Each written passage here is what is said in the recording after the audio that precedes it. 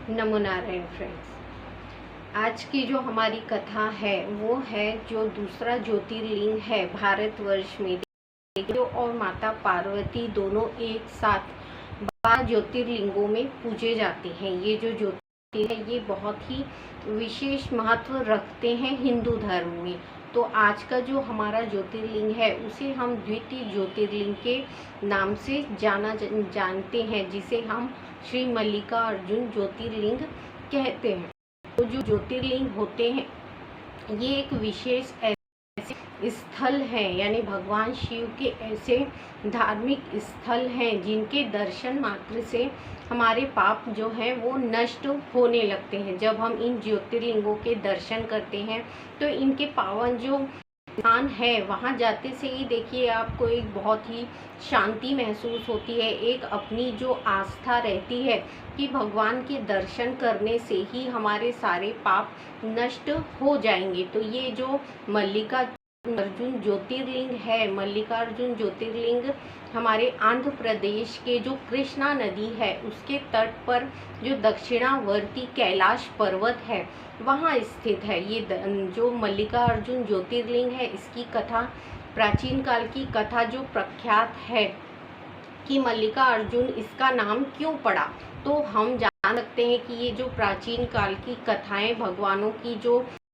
हमें ये ज्ञान मिलता है कि इन धार्मिक स्थानों का नाम किस प्रकार से दिया गया। उसमें प्राचीन काल की कथा जो है वो है कि भगवान शिव और पार्वती जब अपने स्थान पे यानी अपने हिमालय पर्वत पर एक दूसरे से वार्ता करते हुए बैठे थे, तभी भगवान जो कार्तिकेय देव हैं यानी भगवान कार्तिकेय और गणेश, श्री गणेश दोनों भगवान शिव के जो इन दोनों में अचानक झगड़े होने लगे। यानी ये वयस्क हो चुके थे, इनके बीच में झगड़े होने लगे कि अब हम दोनों में से पहले विवाह किसका होना चाहिए। बहुत देर तक, बहुत समय तक इन दोनों झगड़े इसी प्रकार चलते रहे। तब भगवान दोनों शिव और पार्वती ने देखा कि ये दोनों भाई एक दूसरे से लड़ रहे हैं अपने विवाह को लेकर। तब भगवान शिव और माता पार्वती के मन में एक चिंता जागृत हुई कि अब ये दोनों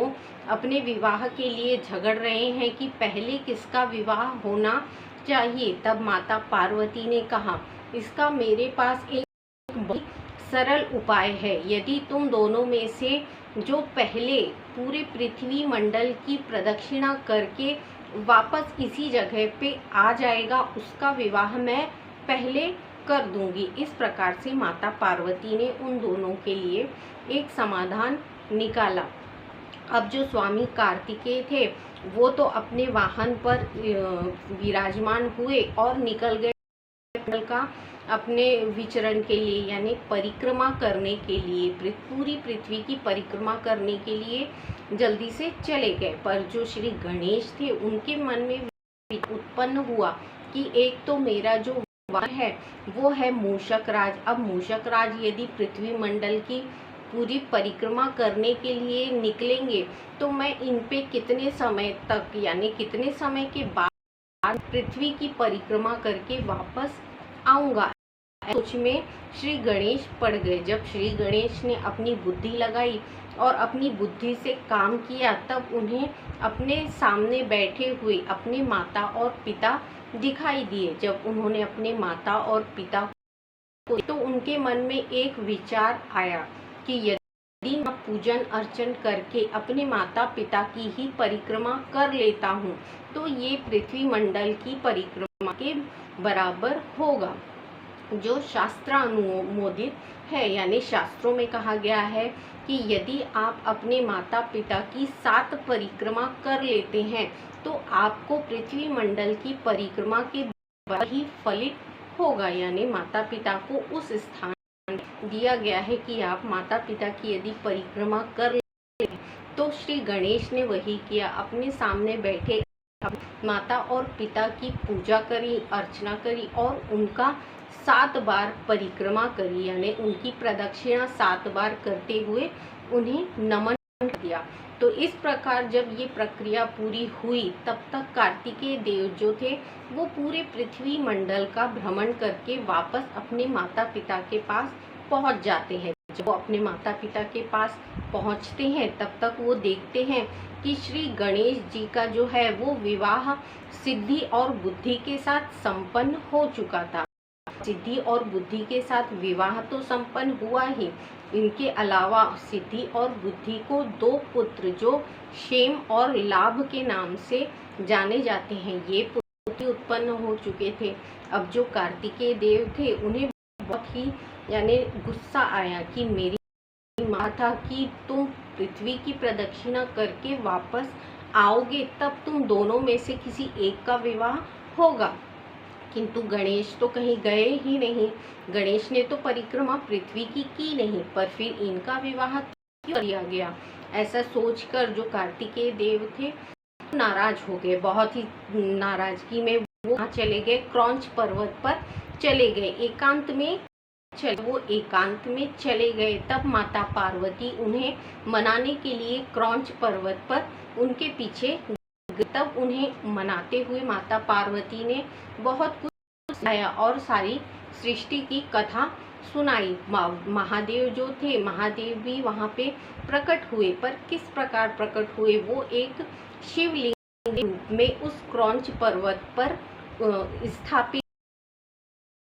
तो तब से इस जो ज्योतिर्लिंग का नाम है वहाँ क्रौंच पर्वत पर जो मल्लिकार्जुन के नाम से पड़ा। महादेव ने जब अपने शिवलिंग के रूप में इस पर्वत पर प्रकट हुए और दर्शन दिए, तब से वहाँ कार्तिकेय देव ने जब अपने पिता और माता की शिवलिंग के रूप में उस पर्वत पर जो पूजा अर्चना की, पुष्पों से, जो मल्लिका पुष्प थे उनके द्वारा महादेव और माता पार्वती को उन्होंने शिवलिंग में पूजा। तब से इस जो नाम है वो श्री मल्लिकार्जुन शिवलिंग के नाम से या ज्योतिर्लिंग के नाम से प्रख्यात हुआ। तो ये कहाँ स्थित है? ये हमारे आंध्र प्रदेश का जो दक्षिणावर्ती कैलाश पर्वत है, कृष्णा नदी के समीप वहाँ स्थित है। अब इसकी प्रथा क्या है? जैसे आपकी में यदि आपकी कुंडली में पितृदोष या मातृदोष है, जिस भी व्यक्ति की कुंडली में मातृदोष या पितृदोष बताया जाता है पंडितों के द्वारा, तो आप इस शिवलिंग या इस ज्योतिर्लिंग का यदि दर्शन मात्र करते हैं तो आपके पितृदोष और मातृदोष जो है वो कटने लगते हैं। यानी ये ज्योतिर्लिंग की महानता यही है कि कार्तिकेय देव ने अपने पिता और माता को इस शिवलिंग के रूप में प्रथम पूजनीय थे। यानी प्रथम बार जो कार्तिकेय देव ने अपने माता और पिता को शिवलिंग के रूप में पूजा था। तो यहाँ से आपके पितृदेव और मातृदेव जो होते हैं, इस ज्योतिर्लिंग के दर्शन से, जो श्री मल्लिकार्जुन ज्योतिर्लिंग है, इसके दर्शन मात्र से आपके पितृदोष और मातृदोष खत्म हो जाते हैं। इसके अलावा श्रावण मास में यदि जो लोग नहीं जा पाते शिवलिंग के दर्शन के लिए या ज्योतिर्लिंग के दर्शनों के लिए, तो वो क्या कर सकते हैं? वो अपने घर में एक शिव की जो पिंडी, शिवलिंग जो होता है, मट्टी के शिवलिंग आप बनाइए, उसको श्रावण मास भर यानी 1 महीने आप उनको श्री मल्लिकार्जुन ज्योतिर्लिंग के नाम से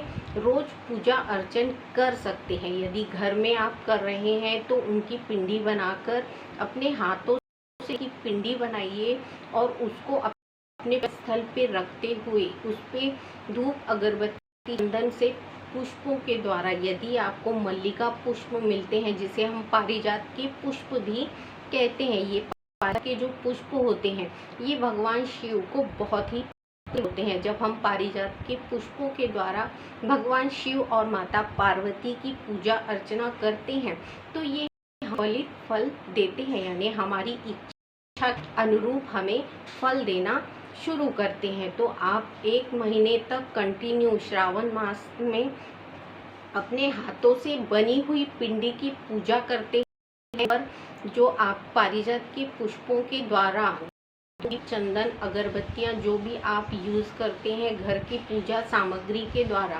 पूरी श्रद्धा और भक्ति से, तो आपको जो मल्लिका अर्जुन पितृदोष और मातृदोष का जो निवारण है वो घर में होता है। इस प्रकार से यदि हम 1 महीने तक कंटिन्यू भगवान शिव और माता पार्वती की पूजा अर्चना कर रहे हैं अपने ही घर में, तो ये हमें उस यानी तीर्थ स्थल का ही फल प्रदान करता है। देखिए, श्रद्धा और भक्ति हमारी जो है भगवान के प्रति, वो हमारी आस्था पर निर्भर करती है। यदि आप सच्चे हृदय से, सच्चे मन से भगवान शिव और माता पार्वती की सेवा करते हैं, तो ये हमें हमारे फलित जो हमारे अनुरूप फल चाहिए वो हमें प्रदान करते हैं। बस हमारी आस्था और हमारा विश्वास जो भगवानों के प्रति होना चाहिए वो हमारा सच्चा होना चाहिए। तो ये थी हमारा द्वितीय ज्योतिर्लिंग श्री मल्लिका अर्जुन ज्योतिर्लिंग की कथा,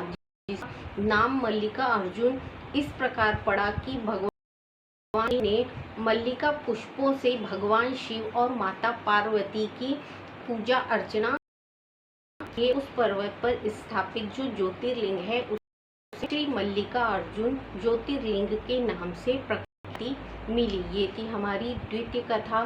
जो हम 12 ज्योतिर्लिंगों की कथा सुन रहे हैं, ये भगवान शिव और माता पार्वती की स्तुति में सुन रहे हैं। आगे की जो हमारी तीसरी कथा होगी वो तीसरे ज्योतिर्लिंग होगी। तब तक के लिए नमो नारायण।